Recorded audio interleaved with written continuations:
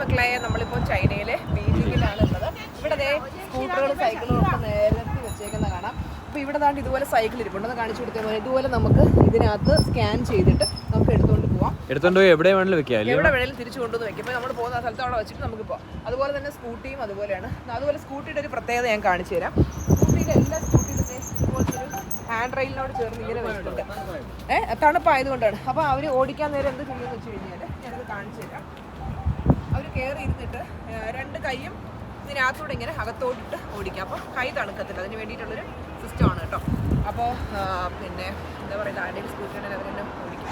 അപ്പോൾ ഇതാണ് ഇവിടുത്തെ ഒരു പ്രത്യേകത. നമ്മുടെ നാട്ടിലും ഈ സിസ്റ്റം ഈ സിസ്റ്റം വന്ന് സ്കൂട്ടറൊക്കെ കണ്ടോ വളരെ നാരമാണ്. അതായത് വളരെ എന്താ പറയുക, കനം കുറഞ്ഞ, ഇങ്ങോട്ട് കാണിച്ച പോലെ വളരെ സിമ്പിളായിട്ടുള്ള കണ്ടോ, ഒരു സൈക്കിളിൻ്റെ അല്ലെങ്കിൽ ഒരു കുട്ടികളുടെ ഒരു സൈക്കിളിൻ്റെയൊക്കെ ആ ഒരു വലിപ്പമേ ഉള്ളൂ. അതുപോലെ തന്നെ വളരെ നല്ല കാണാനും നല്ല ക്യൂട്ടായിട്ടുള്ള സൈക്കിളുകളാണ് ഉള്ളത്. അപ്പോൾ നമ്മുടെ വണ്ടി വന്നു, വാ നമുക്ക് പോവാം. Bye bye.